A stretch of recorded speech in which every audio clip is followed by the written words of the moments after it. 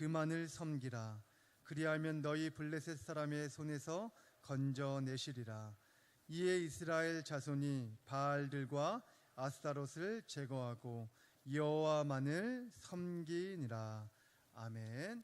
먼저 설교에 앞서서 이번 주일은 교회 설립 43주년 기념 및 제3교육관 입당 감사 예배로 드려지게 됩니다. 그래서 이번 주일날 온 가족들이 함께 혹은 친구들과 혹은 VIP들과 이웃들과 함께 하셔서 하나님께 기쁨의 축제 예배를 드리는 귀한 은혜의 시간이 되었으면 좋겠습니다. 이번 주에는 꼭 많은 분들과 함께 하셔서 기쁨의 예배를 드리셨으면 좋겠습니다. 다 같이 저와 여러분이 함께 인사하도록 하겠는데요. 저랑 인사법이 이제 바뀌었습니다. 손가락 인사법 기억나시죠? 네, 이제 그걸 안 하고 오늘은 손을 흔들면서 하모하라고 인사하겠습니다. 하모하. 여기 악센트를 중간에 두셔야 합니다. 하모하라고 인사하겠습니다. 시작. 하모하. 네, 하모하가 무슨 뜻일까요? 네, 여기 우리 교회 2017년도 표어에 나와 있는 것처럼 하나님 나라의 모델 하우스라는 의미를 약자로 하모하라고 제가 줄여봤습니다. 저와 여러분이 하나님 나라의 모델 하우스가 되기를 예수님의 이름으로 축원합니다. 다시 한번 인사할까요? 우리 옆 사람과 인사하겠습니다. 하모하. 하모하. 네. 잠시 어릴 적 향수를 느끼는 시간을 한번 가져보도록 하겠습니다. 우리 그림을 한번 보여주시고요. 네, 혹시 이 만화를 어렸을 적에 보신 기억이 있으십니까? 네, 아톰. 굉장히 유명했던 만화였죠. 다음 사진. 네, 여성분들이 참 좋아했었던 만화로 기억되어지는데요. 네, 빨간 머리 앤이라는 만화였습니다. 다음은 개구리 왕눈이라는 만화가 참 유행을 했었고요. 그 다음 보시면 나라라 슈퍼보드. 혹시 옛날 기억이 좀 이렇게 생각나시나요? 네. 그리고 또 다음 페이지를 넘겨주시면 파파 스머프 파파라는 파파 스머프의 이야기 만화였습니다. 또 보시면 마징가 제트. 네, 아주 어릴 적에 굉장히 유행했던 만화였죠. 그 다음 보시면 태권도 은하철도 999라는 이 만화. 네, 굉장히 많이 보았을 것입니다. 또 보시면 슬램덩크라는 이 인기도 이 만화도 남자들 세계에서는 참 인기가 있었던 만화였습니다. 또 보시면 아기 공룡 둘리. 네, 기억나시나요? 네, 저도 어렸을 적 한 초등학교 때 보았던 기억이 있습니다. 이 만화들을 보니까 옛날 기억들이 많이 나실 것입니다. 저도 이러한 만화들을 만화로 본 것뿐만 아니라 TV로도 본 적이 있습니다. 근데 개인적으로 가장 재미있게 보았던 이 만화를 꼽자면 바로 다음 사진을 보여주시면 피구왕 통키라는 이 만화를 저는 개인적으로 굉장히 재미있게 보았던 기억이 있습니다.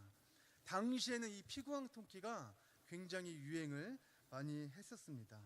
어느 정도였냐면 그 오락실에 가보면 이 피구왕 통키를 주제로 한 게임이 있었을 정도로 굉장히 유행을 많이 했었습니다. 저도 어찌나 재미있게 보았던지 아직도 이 피구왕 통키의 주제가를 기억하고 있습니다. 이 피구왕 통키 내용을 보면 말 그대로 이 통키라는 주인공이 피구의 왕이었던 것이었습니다. 체구는 굉장히 작았지만 깡다구가 있어서 절대로 지지 않는 그러한 모습을 보여주는 통키였습니다.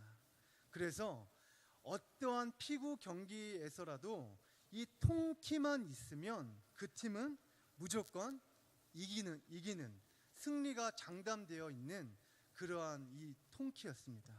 통키와 함께 한다라면 어떤 경기에서라도 지는 경우가 결코 없었다라는 것이죠. 저는 이 피구왕 통키를 보면서 오늘 본문에 나와 있는 이 이스라엘 백성들의 모습을 떠올리게 되었습니다. 이스라엘 백성들은 통키보다 더 전지전능하신 그 하나님을 섬기고 있었습니다. 그리고 항상 이스라엘 백성들과 함께 하셨습니다.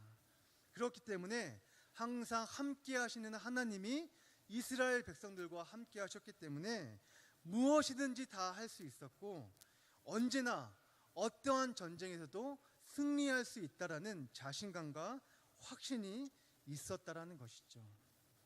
하나님이 우리와 함께 하시면 내게 능력 주시는 자 안에서 우리는 무엇이든지 할 수 있습니다.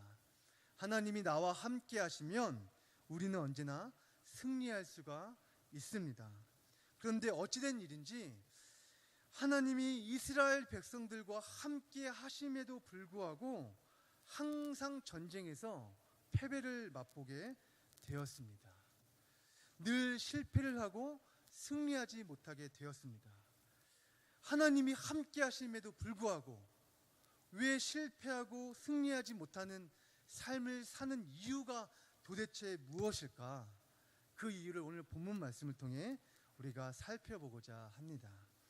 오늘 본문의 말씀을 이해하기 위해서는 먼저 사무엘상 4장 말씀부터 우리가 차곡차곡 이해를 해야 됩니다. 사무엘상 4장 말씀부터 보자면 이스라엘에게 있어서 매우 위협적인 존재가 있었는데 가장 위협적인 존재였던 것은 바로 블레셋이라는 나라였습니다. 그런데 이 블레셋과 전쟁이 일어나게 되었던 것이죠.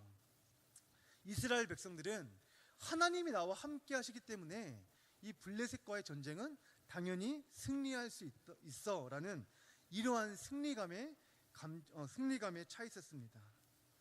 그런데 이스라엘 백성들의 예상과는 달리 블레셋과의 전쟁에서 아주 무참하게 패배를 경험하였습니다. 전쟁으로 인한 사망 숫자가 무려 4,000명 가량 정도가 되었습니다. 사무엘상 4장 2절 말씀을 우리 함께 읽어보도록 하겠습니다. 사무엘상 4장 2절 말씀 시작. 그들이 싸우다가 이스라엘이 블레셋 사람들 앞에서 패하여 그들에게 전쟁에서 죽임을 당한 군사가 4,000명 가량이었더라. 전쟁에서 패배하고 말았던 것이죠. 이스라엘의 패잔병들은 진영으로 돌아와서 자신들이 전쟁에서 패배했다는 소식을 알렸습니다. 그런데 이 패배한 소식을 들은 장로들의 반응이 매우 흥미롭습니다. 우리 4장 3절 말씀을 또 한번 읽어보도록 할까요? 시작.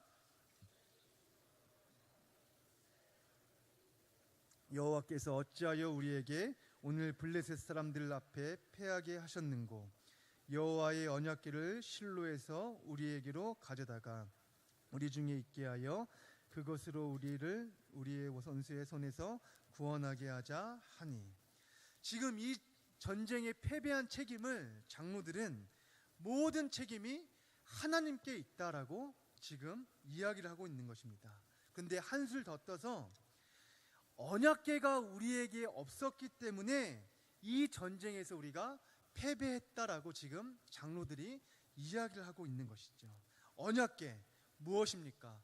하나님의 임재의 상징이었습니다. 이 언약궤가 우리 중에 없었기 때문에 패배했다라고 일반 백성들이 아니라 지금 장로들이 이야기를 하고 있다라는 것이죠.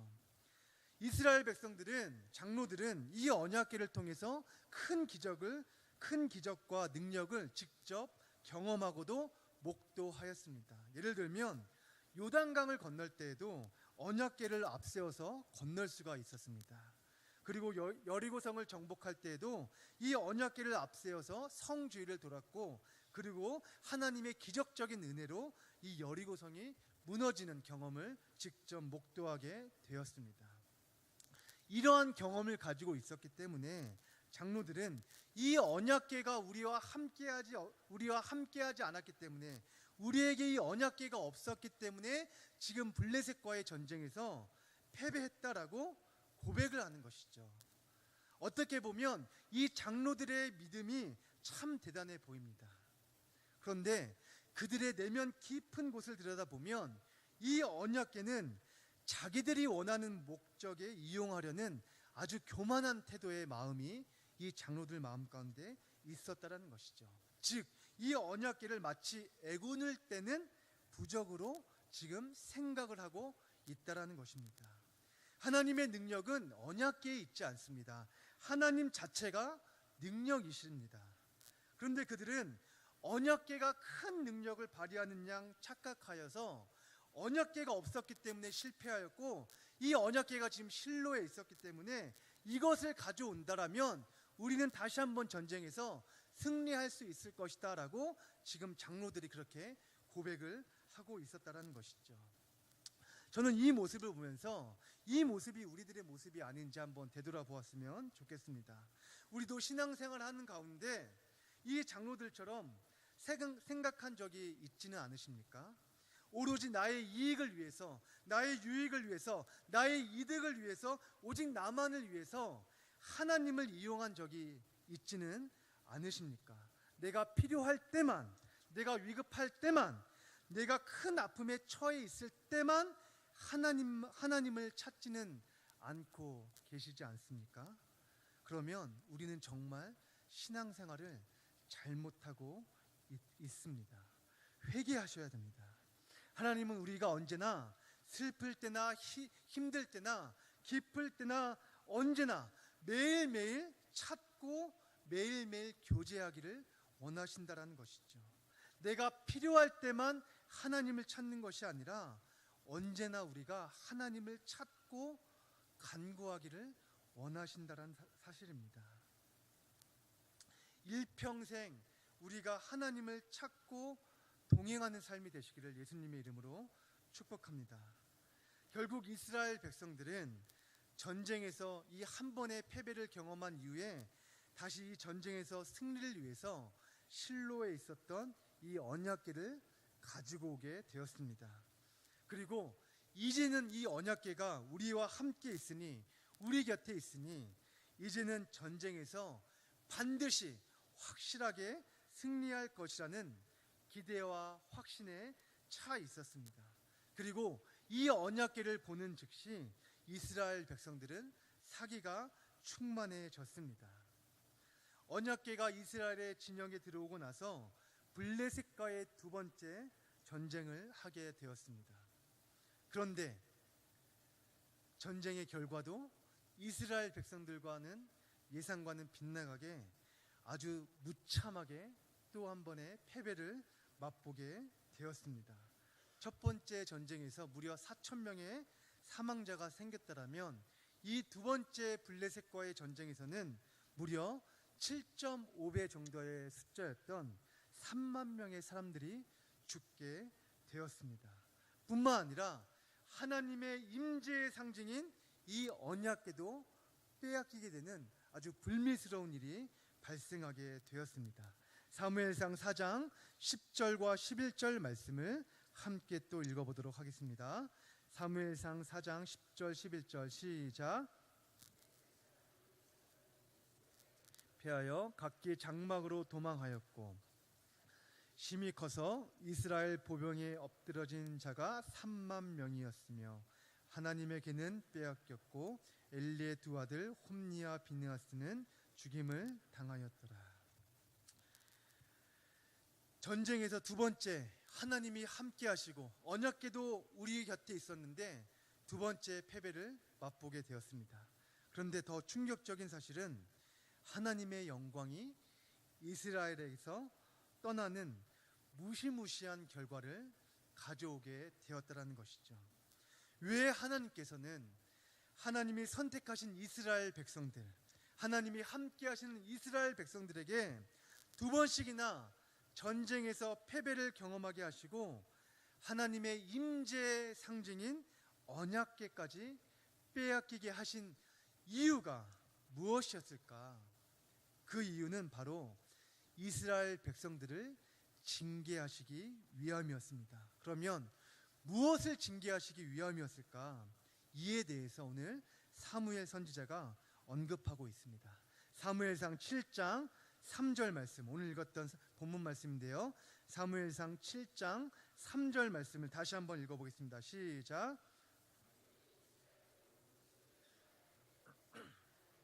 전심으로 여호와께 돌아오려거든 이방 신들과 아스타롯을 너희 중에 제거하고 너희 마음을 여호와께로 향하여 그만을 섬기라. 그리하면 너희 블레셋 사람의 손에서 건져내시리라.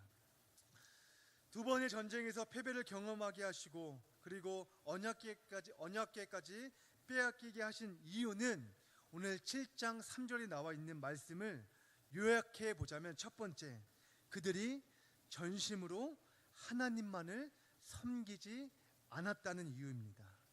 두 번째는 이스라엘 백성들이 하나님을 섬기긴 섬겼는데 동시에 이방 신들과 아스다롯을 섬기는 종교적인 혼합주의에 빠져 있었다는 것을 지금 선지자 사무엘이 지적을 하고 있는 것이죠. 장로들로 시작하여서 이스라엘 전체 백성들이 하나님을 섬기지만 또 한편으로는 미신적인 행위를 행하고 있었다는 것이죠. 쉽게 표현하자면 주일은 하나님을 섬기고 나머지 평일은 다른 신을 섬기는, 양다리를 걸치면서 신앙생활을 하는 이스라엘의 백성들의 모습을 지금 선지자 사무엘이 강력하게 촉구하면서 전심으로 여호와께 돌아올 것을 강력하게 촉구하고 있다는 사실이죠. 전심으로 여호와께 돌아오라. 전심으로 여호와께 돌아오기 위해서는 반드시 해야 할 일이 있습니다. 그것은 7장 3절에 읽어보았듯이 너희가 전심으로 여호와께 돌아오려거든 이방 신들과 아스다롯을 너희 중에 제거하고라는 표현입니다. 이방 신들이라는 것은 4절 말씀을 보아서 바알이라는 것을 우리가 짐작할 수가 있습니다.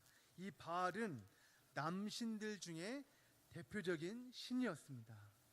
여신들 중에 대표적인 신은 아스다롯이었습니다. 그런데 굳이 많은 그 신들 중에서 성경은 왜 이방 신들의 하나인 아스다롯의 이름을 굳이 언급하는 이유가 무엇일까? 여기에 이유가 있다는 것입니다. 이유는 이스라엘 백성들이 가장 좋아했던 우상이 바로 이 아스다롯이었다는 것입니다. 그러면 아스다롯은 무엇입니까? 풍요와 다산 그리고 전쟁의 여신으로 잘 알려져 있습니다. 그런데 이 신에게 드리는 제사의식을 보면 아주 가관입니다. 그 제사의식을 보면 서로 모르는 사람들끼리 난잡한 성적인 관계를 맺는 것이 제사의 의식이었습니다. 한마디로 이 아스타롯은 음란을 상징하는 대표적인 그러한 대표였습니다. 그런데 우리가 여기서 주의 깊게 보아야 할 단어가 있는데요, 거기에 보면 너희 중에서 제거하고라는 표현 보이십니까? 너희 중에서 제거하고라는 이 표현을 우리가 주의 깊게 보아야 할 단어입니다. 너희 중에서라는 이 단어는 원문으로 직역해 보자면 너희 중심으로부터라는 의미를 가지고 있습니다. 즉 너희 중심으로부터 제거하라는 의미를 가지고 있다는 것이죠. 무슨 뜻입니까? 우상 숭배와 음란의 문제는 이스라엘 전체 백성들의 삶의 중심에 아주 깊숙이 뿌리 내려졌던 아주 고질적이고도 고착화되어져 있던 문제였다는 것이죠. 이스라엘 백성들이 거룩하신 하나님을 섬기는 동시에 음란을 좋아하는 이 아스다롯을 섬기는 이스라엘 백성들의 잘못된 신앙생활 그리고 삶의 방식 그리고 삶의 습관, 하나님을 섬기는 데 방해되는 모든 요소들을 너희 중심으로부터 있는 모든 요소들을 다 제거하라라는 아주 강력하고도 뼈아픈 선지자 사무엘의 촉구였다는 것입니다. 모세가 죽기 전에 이스라엘 백성들에게 남긴 유언이 무엇인지 아십니까? 여호수아가 죽기 전에 신신당부하면서 이스라엘 백성들에게 유언처럼 남긴 메시지가 무엇인지 아십니까? 그것은 우상 숭배하지 말고 오직 하나님 한 분만을 섬기라라고 모세가 죽기 전에 여호수아가 죽기 전에 그의 자손들에게, 이스라엘 백성들에게 신신당부했던 메시지였습니다. 우상 숭배하고 하나님 한 분만을 섬기지 않으면 반드시 멸망할 것이다 라는 것이었습니다. 그런데 그 메시지는 잊은 채 지금 이스라엘 백성 전체가 하나님을 섬기면서 동시에는 이방신들을 섬기는 아주 기막힌 일들을 지금 이스라엘 백성들이 하는 것이었습니다. 결국 이 우상 숭배의 죄의 결과로 후에 이스라엘이 남과 북으로 갈라지게 되는 그런 근본적인 원인이 되었을 뿐만 아니라 남과 북이 갈라진 그 남과 북도 멸망이 되는 원인으로 작용하게 되었다라는 것입니다. 사랑하는 여러분, 이 말씀을 보면서 우리가 정말 똑똑히 정신 차리면서 기도하면서 신앙생활을 해야 할 것입니다. 이스라엘 백성들이 하나님을 잘 섬기는 것 같았지만 그들의 내면 안에는 하나님을 섬기면서 동시에 다른 신들을 섬기는, 즉 양다리를 걸치면서 신앙생활을 하게 되었다는 것입니다. 그렇기 때문에 하나님이 함께 하심에도 불구하고 전쟁에서 늘 승리하지 못하고 패배하는 삶을 경험하게 되었다는 것이죠. 그렇다면 우리의 삶 가운데 하나님을 섬기는 데 있어서 아주 깊숙이 뿌리 내려져서 하나님을 섬기는 데 방해되는 요소들이 과연 무엇이겠습니까? 각자의 삶에 있어서 삶에 깊숙이 뿌리 내려진 아주 고착화된 하나님이 아닌 다른 신을 섬기는 그 무엇이겠습니까? 저와 여러분들의 삶 가운데 바알과 아스타롯이 과연 무엇이겠습니까? 이 시간 곰곰이 생각해 보아야 할 것입니다. 이스라엘 백성들은 겉으로 하나님을 잘 섬겼지만 그러나 그들의 실상 삶의 안에 들어가 보면 하나님을 섬기는 것 같았지만 오히려 우상 숭배하는 삶을 살았던 것을 볼 수가 있습니다. 저와 여러분에게 있어서 이 아스타롯이 무엇이겠습니까? 돈입니까? 혹은 욕심입니까? 아니면 우리의 고집입니까? 아니면 게으름입니까? 이 시간 성령께 지혜를 구하셔서 우리가 그 아스타롯, 하나님 한 분만을 섬겨야 되는데 지금 하나님 한 분만을 섬기지 않고 우리도 모르는 새 그냥 우리의 삶 가운데 하나님을 섬긴다라고, 하나님을 사랑한다라고 입으로는 고백하지만 실상 우리의 삶 가운데는 하나님을 섬기는 척만 했지 다른 신을 섬기고 있다는 것입니다. 그것을 우리 이 시간 제거하셔야 된다는 것이죠. 그것을 제거하셔야만 하나님 앞에 전심으로 돌아올 수가 있다는 것입니다. 이것을 제거하지 않고는 하나님을 섬기는 것은 정말 잘못된 신앙생활을 하는 그러한 삶의 방식이라는 것입니다. 지금 선지자 사무엘이 이스라엘 백성들에게 이 이방신들과 아스타롯을 제거하라고 아주 강력하게 명령할 뿐만 아니라 촉구를 하고 있습니다. 그런 다음에 이스라엘 백성들에게 취해야 할 행동들에 대해서 아주 조목조목 이야기를 하고 있습니다. 7장 3절 후반절 말씀, 제거하고 이후부터 한번 말씀을 읽어보도록 하겠습니다. 시작. 너희 마음을 여호와께로 그리하면 너희의 블레셋 사람의 손에서 건져내시리라. 너희 마음을 여호와께로 향하여 그만을 섬기라라고 말하고 있습니다.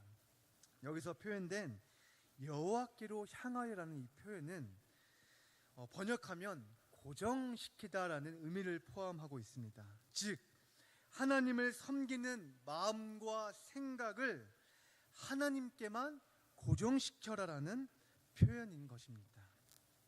지금 이스라엘 백성들이 하나님을 섬기지는 않은 것이 아니었습니다. 하나님을 줄곧 섬겨왔지만 그러나 동시에 하나님만 섬긴 게 아니라 이방 신들도 섬겼다라는 것이죠. 그렇기 때문에 이제 이방 신들 아스타롯을 섬기는 이것들을 다 제거한 이후에 이제 여기에 미련 두지 말고, 여기에 생각 갖지 말고, 이것을 제거하고 오직 우리의 생각과 마음을 하나님께로 딱 고정시켜서 하나님 한 분만을 섬기라라고 명령하고 있다는 것이죠. 마태복음 6장 24절 말씀에 보면 이렇게 표현하고 있습니다. 한 사람이 두 주인을 섬기지 못할 것이니 혹 이를 미워하고 저를 사랑하거나 혹 이를 중히 여기고 저를 경히 여김이라. 너희가 하나님과 재물을 겸하여 섬기지 못하느니라 라고 말씀하고 있습니다. 하나님 보시기에 두 마음은 곧 하나님을 불신하는 것입니다.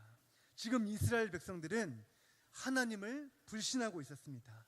겉으로는 믿는 척, 거룩한 척, 하나님을 섬기는 척 했지만 실상은 하나님을 불신했다는 것이죠. 그렇기 때문에 이스라엘 백성들에게 이 선지자 사무엘이 다 제거한 이후에 우리의 모든 생각과 마음과 모든 전 인격이 하나님께로 딱 고정시켜서 하나님 한 분만을 섬길 것을 강력하게 촉구하고 있다는 것이죠. 그것이 바로 전심으로 돌아오는 것입니다. 이 방법이 바로 전심으로 여호와께 돌아오는 방법이라는 것이죠. 이러한 삶을 살 때 전심으로 너희들이 나 한 분만, 나 하나님 한 분만을 섬긴다라면 너희들의 삶 가운데 내가 놀라운 기적과 은혜를 목도하게 할 것이며 베풀어 주시겠다라고 약속하셨습니다. 7장 3절 말씀 맨 하반절 말씀에 보면 그리하면 너희를 블레셋 사람의 손에서 건져내시리라. 하나님께서 이스라엘 백성들의 현실에 닥쳐있는 아주 큰 문제인 이 블레셋을 내가 해결해 주겠다. 그런데 선제 조건은 나만 섬기지 않고 다른 신들을 섬기는 것 다 제거하고 나만 섬길 때 내가 그러한 기적을 보여주겠다라고 지금 선지자 사무엘 통해서 말씀하고 있는 것이죠. 사랑하는 여러분, 오늘 이 선지자 사무엘의 말씀이 이스라엘 백성들에게만 적용되는 국한되어지는 말씀이 아닙니다. 오늘 하나님께서 저와 여러분에게도 말씀하시는 메시지인 줄로 믿습니다. 우리의 삶의 신앙을 다시 한번 점검해 보시길 바랍니다. 우리도 이스라엘 백성들처럼 겉으로는 하나님을 섬기는 척하지만 실상 우리 내면에 하나님 외에 다른 것들을 의지하고 섬기고 있지는 않으십니까? 그렇다면 전심으로 여호와께 돌아오셔야만 합니다. 현재 개인에게 직면한 이 고통과 아픔들, 모든 문제들을 해결해 주시겠다라고 주님은 말씀하셨습니다. 그 선제 조건은 너희들이 전심으로 여호와께 돌아올 때만 내가 그렇게 해 주겠다라고 말씀하고 있다는 것이죠. 우리의 신앙생활이 답답하십니까? 기쁨이 없으십니까? 재미가 없으십니까? 기도의 응답이 없으십니까? 그러면 이 시간 우리 개인의 신앙생활을 한번 점검해 보시길 바랍니다. 답답하고 재미가 없고 기도의 응답이 없는 이유는 단 한 가지입니다. 우리가 이스라엘 백성들처럼 전심으로 여호와께 돌아오지 않았기 때문입니다. 온전히 하나님 한 분만을 섬기지 않았기 때문입니다. 전심으로 여호와께 돌아와서 하나님 한 분만을 섬긴다라면 반드시 이스라엘 백성들을 블레셋 손에서 건져주시는 놀라운 은혜와 기쁨의 역사가 저와 여러분들에게도 있을 줄 믿습니다. 믿으십니까? 사무엘이 이 강력한 메시지를, 이 고질적인 이 이스라엘 백성들의 고착화된 이 문제를 지금 지적하면서 전심으로 돌아올 것을 이야기하고 있습니다. 그런데 여기서 참 흥미로운 것은 이 이야기를 들은 이스라엘 백성들의 반응에 우리가 집중해야 합니다. 아니, 본받아야 합니다. 7장 4절 말씀을 읽어보겠습니다. 시작.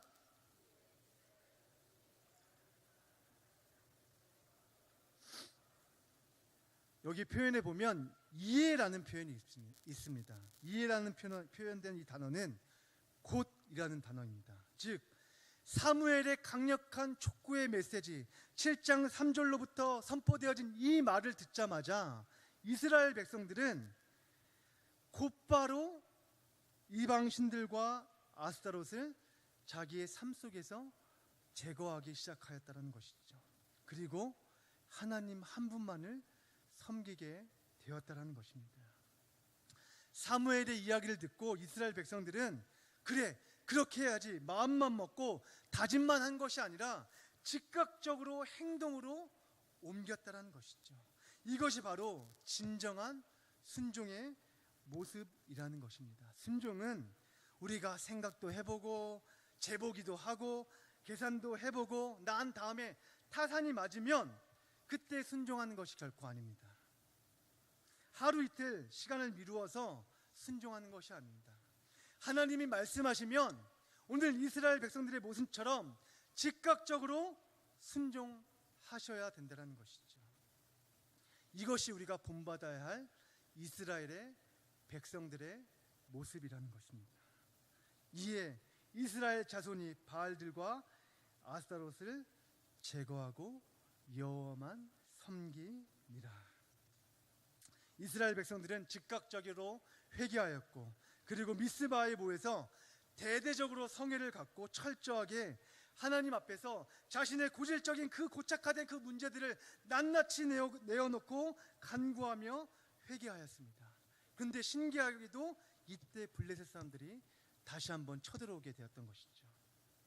그런데 하나님께서는 이스라엘 백성들의 그 진심을 보셨습니다. 그 진실된 그 마음을, 그 순종의 마음을 보셨습니다. 그리고 블레셋이 쳐들어왔을 때 하나님은 그 이스라엘 백성들에게 은혜를 베풀어 주셨습니다. 7장 10절 말씀, 사무엘상 7장 10절 말씀을 다시 한번 읽겠습니다. 시작.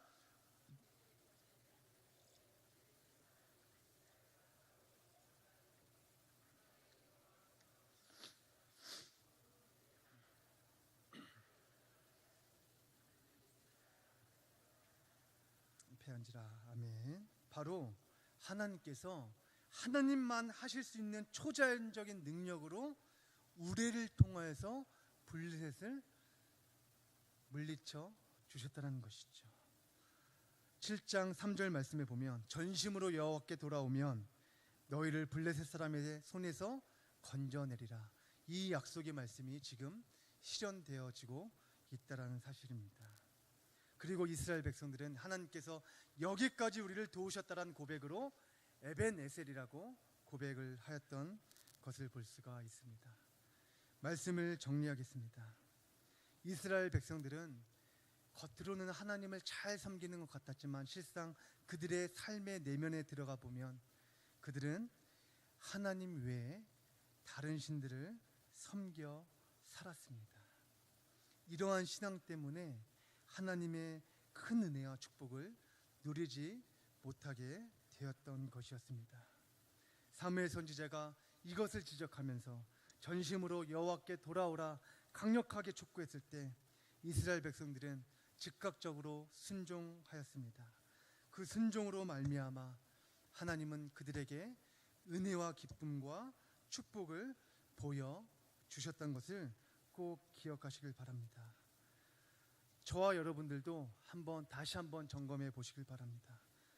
진짜로 진정으로 하나님 한 분만을 섬기고 있는지, 아니면 겉으로는 하나님을 섬기지만 동시에 다른 무언가를 더 의지하고 사랑하고 있지는 않은지, 오늘 하나님께서 저와 여러분에게 강력하게 이야기하고 있습니다. 전심으로 여호와께 돌아오라. 이 말씀이 어떻게 우리가 행동하시겠습니까? 순종하셔야 됩니다. 아니, 즉각적으로 이 시간 순종하셔야 됩니다. 오늘 말씀을 영상을 통해서 영상으로 마무리하도록 하겠습니다.